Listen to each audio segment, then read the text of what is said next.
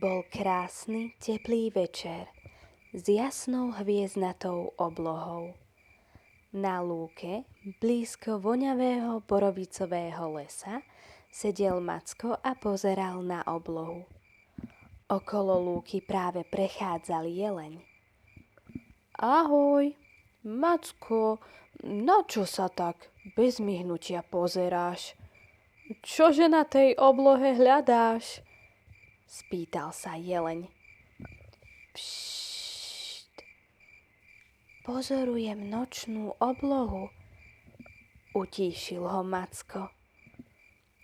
Nočnú oblohu? Zopakoval jeleň a priblížil sa k peňu, na ktorom pohodlne vysedával Macko.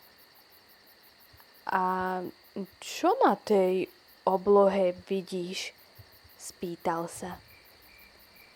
Vidím hviezdy, ktoré dnes žiaria výnimočne jasne. A tam, ukázal Macko na druhú stranu oblohy, tam je ešte malý kúsok mesiačika. Vidno iba tenučký roštek a vyzerá ako zlaté pierko na oblohe. Kamarát jeleň, vidíš ho?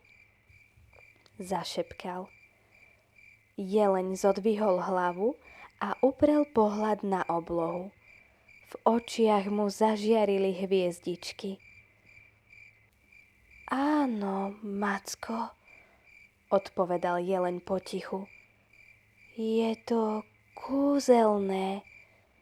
Mesiačik vyzerá naozaj ako pierko z krídla nebeského vtáka a všade naokolo tancujú žiariace iskričky, pošepol jeleň.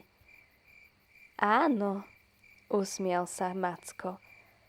To sú hviezdy a sú na oblohe každý jeden večer. A mesiačik je ešte maličký, ale rastie deň po dni, až z neho bude veľká žiariaca lopta a stane sa strážcom nočnej oblohy. Teraz je z neho len maličký párôštek, presne ako máš ty, ale jedného dňa narastie a aj z tvojho párôšteka sa stanú majestátne jelenie párohy.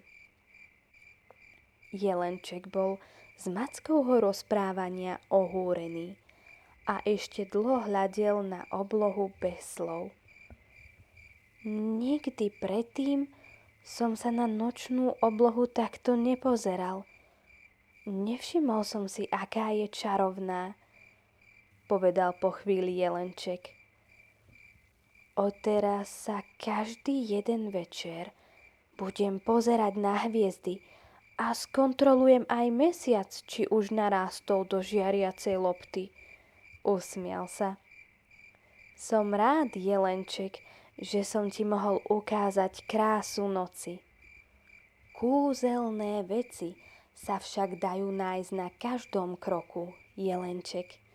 Nie len na nočnej oblohe. Musíš ich len chcieť nájsť, povedal Macko.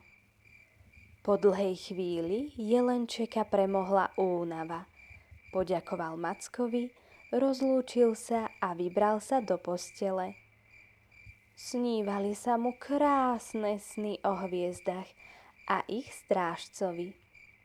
Od tohto rozhovoru s Mackom sa vedel počas dňa častejšie zastaviť, rozhliadnúť sa vôkol seba a objaviť krásu a čaro tam, kde to predtým nevidel.